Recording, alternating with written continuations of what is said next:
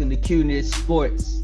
This is NFL Fantasy 2022-2023 Week 1. All right, today we're going to cover my fantasy league, the Hateful Eight.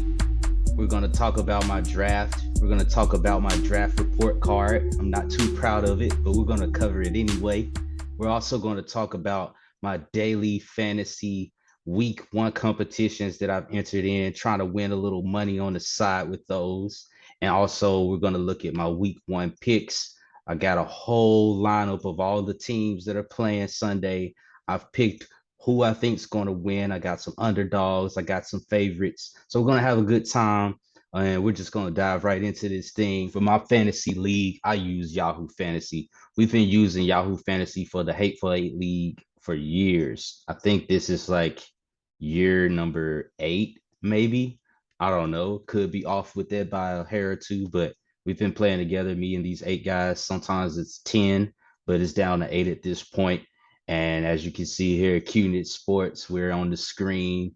Everybody's starting off this week. Looks like some guys have already had some players playing this week from Thursday's game, Buffalo versus Los Angeles Rams. So we got a few guys that have kind of already jumped out of the gate a little bit with their scoring. Looks like Raphael's team racked up 64 points from Thursday. So I'm going against Jeremy this week. Neither one of us had any players playing Thursday. I think we just decided to leave our guys on the bench. And so we're going to see how everything pans out on Sunday. I don't think he has any Monday players. I'm not sure if I'm going to play anyone from Monday either. So we'll probably find out on Sunday who's going to win between Jeremy and I. So that'll always be exciting watching that last game on Sunday night, hoping you can get those last little few points and beat your competitor there. All right, so let's just look here at my team. So I drafted Tom Brady at quarterback. This is like year 4, I think, that I've had Tom Brady as my starting quarterback. He does not let me down. He rarely has a week where he has under 15 points. Usually he's scoring 20, 25, and sometimes he has a week where he'll go 33, 40. It just depends on matchups. So I think it's great to go with the GOAT. I mean, he's always consistent and he's always going to get you the points you need at quarterback. And, you can always find a waiver wire guy based off of matchups if you want to get somebody who's, maybe hot and going to get you 30 points and you feel like Tom Brady's not going to get you what you need that week. You can just sit him on a bench, pick up somebody on waiver wire. So I like him for consistency. Tyreek Hill, picked him up, wide receiver. Everybody knows Tyreek Hill. He's a threat for 50 points every week. And now it's not going to happen every week, but he's a threat for it. And so if you have him on your squad one time during this 17-week season of the NFL, you're going to get a 50-point day from Tyreek Hill. So you better have him on your squad. So I was lucky enough to be able to draft him. I got Terry McLaurin. He's a pretty good receiver. He's Washington's pretty much number 1 top receiver there. So he should get the ball. He should get a lot of targets. So with that, it'll just be a lot about matchups. Who's Washington playing that week? Can he get free? Can he shake loose and get some touchdowns? All right. So other than that, with my wide receivers, I got Brandon Cooks. Same situation with him. He's playing with Houston. It all depends on how good of a game the quarterback has. Can he get the ball to Brandon Cooks? And if he can, if the matchup is right, Brandon Cooks can have a great day. Jerry Jeudy, we got Russell Wilson playing over there at Denver Broncos now. So that just helps that receiver core. I feel like Russell Wilson will spread the ball around. So Jerry Jeudy, depending on matchups, will be a good pickup. Let's see. Devontae Smith plays for the Philadelphia Eagles. And the thing that I like about Devontae Smith is that he plays with Jalen Hurts. And if I'm not mistaken, they both played at Alabama together. And so they already have a quarterback wide receiver relationship. So last year, I believe, was Devontae Smith's rookie season. So rookie season, he had a good season. Second year, he should have a better season. So I'm going to pick him up. I'm not going to let him just sit out there and have a career season where he takes that next step and then someone else has him on their team, and they get to reap all the benefits from that. So I had him last year, so I was like, might as well pick him up again, put him on the bench. If he starts showing out, I'm throwing him in a starter spot. All right, so that's my team as far as wide receivers. Let's get into the running backs. I got Derrick Henry, I got Joe Mixon, got Damian Harris, and also Tony Pollard. So I think I got pretty much based off of matchup running backs when it comes to all of them. I know Derrick Henry is ranked very, very high, but I gotta see it to believe it for this year. The Titans, they seem to mess things up somehow, some way. And so hopefully they stay consistent. They've been up on an uptrend the last few years, and hopefully they stay that way. We can win some games, and Derrick Henry can be a big part of that. So that's why I picked them up. I'm banking on the Titans being a good team again this year. Hopefully they don't, mess that up, and Derrick Henry can show out, and we can have a great year at running back with him. Joe Mixon, I mean, they just went to the Super Bowl, so they're going to be hungry down there in Cincinnati to have a great season.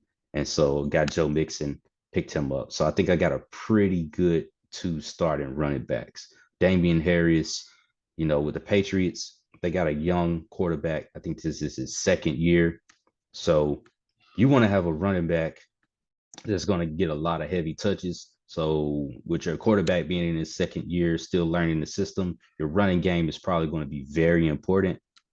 Why not have the New England Patriots running back? They're going to run the ball. All right. And Tony Pollard, we've seen how he's been used over the last couple years with Dallas. Breaks free into the open field and gets up a whole lot of yards in the open field with that speed. So he's more so of a matchup running back for me. Depending on matchups, I'll start him, get him going. All right, so we're gonna go ahead and get into this draft report card. So Yahoo Sports decided to give me a C. You know, when I was in school, I like to get A's. I didn't like B's at all. So seeing a C right now is not making me very happy. I felt like I had a good draft, but according to Yahoo Sports, I didn't. And well, let's just look through this and see why they say I didn't have a great draft. So basically, they said it was a mediocre draft. I could have did better, and I could kind of agree with that. I could say I could have done better. So maybe the C is justified, but I probably gave myself like a B minus. I wouldn't have went so far as a C. My first pick was Derrick Henry. My second pick was Joe Mixon, and then I went with Tyreek Hill for my third pick. And so I already gave you the analysis of why I picked those guys earlier. But I mean, I thought those were great first three picks.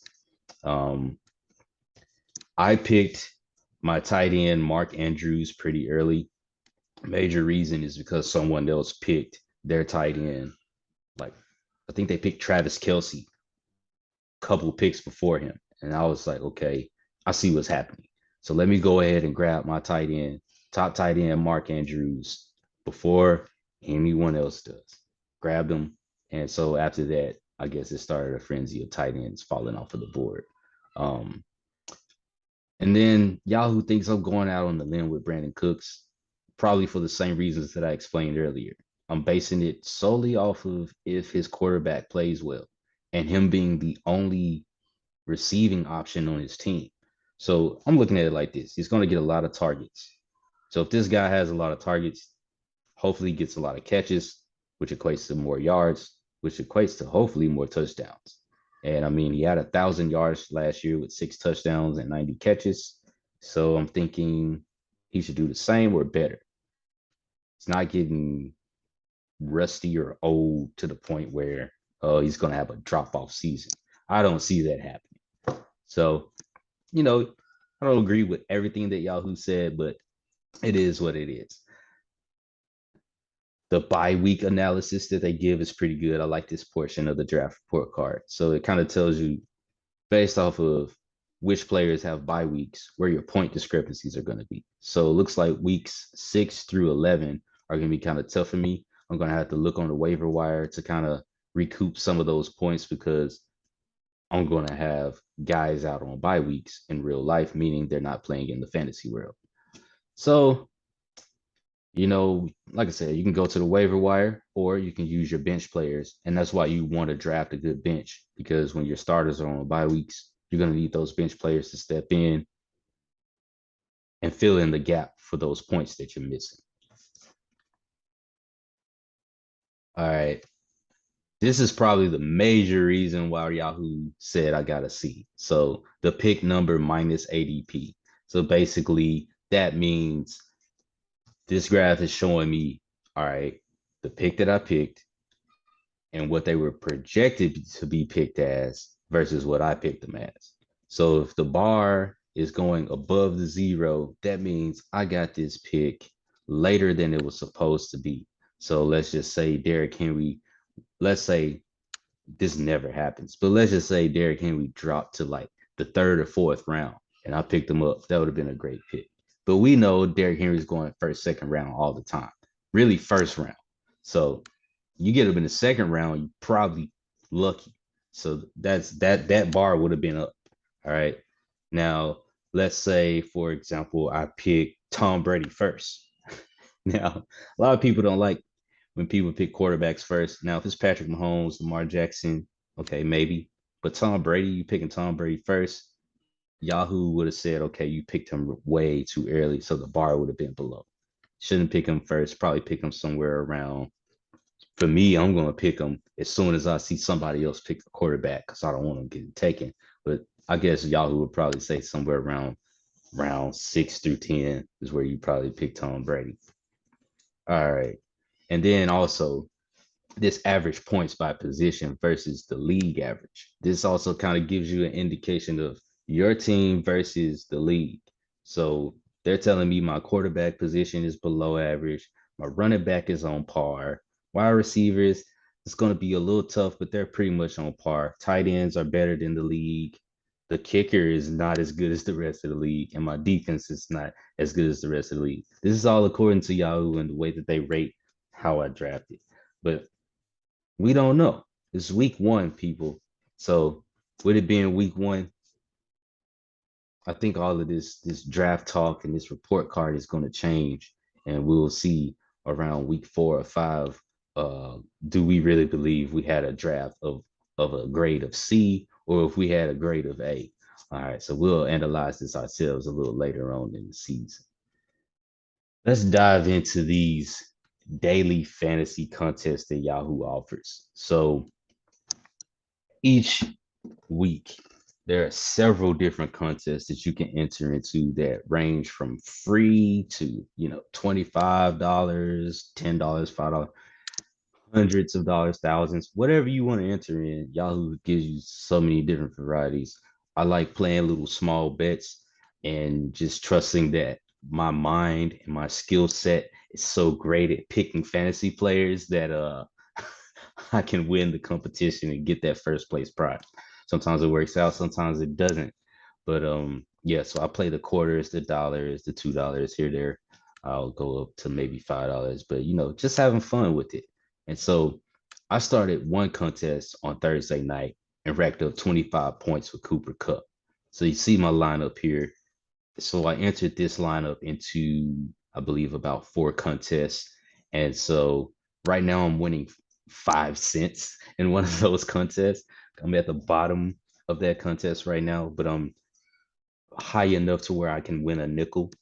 And basically, the way I'm analyzing this contest, I looked at it, and the leader of this contest, this guy has like 6 players from Thursday night. And I'm like, okay, dude, unless your guys go off on Sunday that you have hidden that I can't see yet, uh, I'm not really worried about you. Like, you're gonna lose because I got all these other guys and they're gonna rack up points, and I'm gonna end up usurping your point total. So we're gonna hope that that happens. We'll see. But yeah, I like this lineup. I think all of these guys are going to score big points in week one. Julio Jones is kind of a stretch. But the way I'm looking at it is like this. He's playing with Tom Brady now. So yeah, Tom Brady's going to get on the ball. That's just the way I'm looking at it. All right. Let's look at my other lineups that I have in the upcoming contests that are playing on Sunday. So I got Alvin Kamara in this lineup.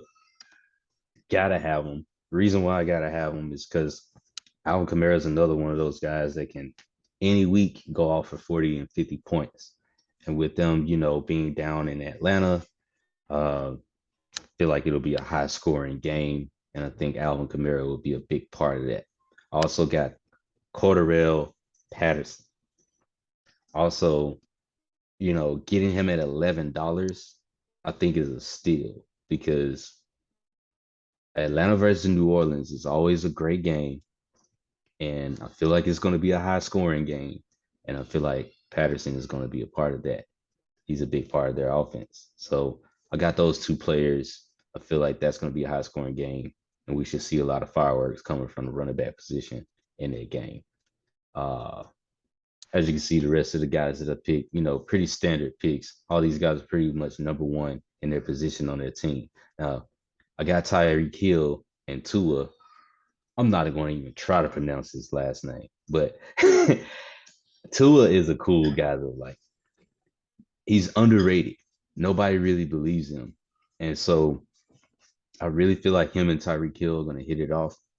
He's got a receiver now that he can really throw the ball out there too, catch it, and get a lot of yards after the catch. He's got a lot of speed, so yeah, look out for Tua and Tyreek Hill in week 1 and beyond. We're going to see what they're going to do. So that's one lineup that I got. And pretty much same lineup again, changing out Patterson for Aaron Jones. I got Devontae Adams in this lineup and also Kareem Hunt. I got the Cincinnati Bengals defense. That's an important thing to realize is because they're going against Pittsburgh. Pittsburgh trying to figure out their quarterback situation. So I'm looking at week 1. They're still trying to figure things out. This will probably be the best opportune time to put in a defense against Pittsburgh while they're still trying to figure things out. We know that they're usually going to be a winning team at least. So week to week, you're not so sure how you're going to look against Pittsburgh. But week 1, with them not knowing what they're going to do with their offense just yet, probably the next few weeks when you're playing against Pittsburgh, unless something dramatic happens in game 1 of week 1 and they just show us something totally different. They just surprise everyone. You probably want to pick a defense against Pittsburgh. All right. And then the third lineup, this lineup, I kind of did something kind of special. So I looked at my current roster on my Hateful Eight League team and I said, what could I do with my daily fantasy that would mimic the team that I actually drafted to kind of see how we would do out there in the market to see if it's really that horrible of a team. So that consists of my starters and my bench players. So Matt Ryan is on my bench. So I use him as my quarterback because he's cheaper than Tom Brady for week 1. I got Joe Mixon, Pollard, Tyreek Hill, McLaurin, Brandon Cooks, Andrews, and in my defense, Miami Dolphins. Now, I don't have Paris Campbell on my actual Hateful Eight league team. However, this daily fantasy doesn't give you a kicker, and it also gives you an extra wide receiver. So kind of had to be a little creative there. And so I decided to go with a receiver that would match up with my quarterback in my flex position. And he's at a good rate, $13. So you get that salary cap that you gotta fit in under when you're doing these contests. So I felt like that was a good choice. So those are my lineups for my daily fantasies, and potential winnings is pretty good based on these little entries, but we will see what happens. I got 19 entries out there, $9.75 invested, hoping to win 1,700. We're going to see what really happens. It's pretty funny. And lastly, let's just go through my week 1 NFL picks. So I picked Buffalo to win Thursday night, and they did. So I already racked up that point. Now let's go through the rest. So I'm looking at New Orleans over Atlanta, San Francisco over Chicago, Cincinnati over Pittsburgh, Philadelphia over Detroit. Detroit's going to have to prove to me that they are a winning football team. They have been lacking, and I just don't see them winning anything anytime soon. So every week, I'm probably going to pick against Detroit till they show me that they have some winners and some guys that are out there who want to win some games, like more than 2 a year. All right. So New England and Miami. This one was really tough for me. Like I was saying earlier, I feel like Tua and Tyreek Hill, they're really, really. I feel like they're gonna hit it off on the field together. So it's kind of tough for me to pick against them. However, with New England, it's not just about the players on the field, it's also about their coaching staff and how they prepare them and get them ready for games, especially their head coach. So it's kind of hard for me to say New England is going to come out week one and just lose a game. That seems like something Miami would do more than New England, but we'll see. So that pick, man, I don't know. We're gonna see with that one. Baltimore and New York Jets. Now, Joe Flacco, I believe, is playing the quarterback position for the Jets because Zach Wilson is hurt. So that kind of changes the dynamic a little bit because Joe Flacco is playing. He's playing against his old team that he won a Super Bowl with, the Baltimore Ravens. So maybe he has a great game and maybe he wins. We'll see. Now, when Zach Wilson was going to be a quarterback, I was like, oh, Baltimore all day. But with Joe Flacco at quarterback, it's another one of those tough to pick games.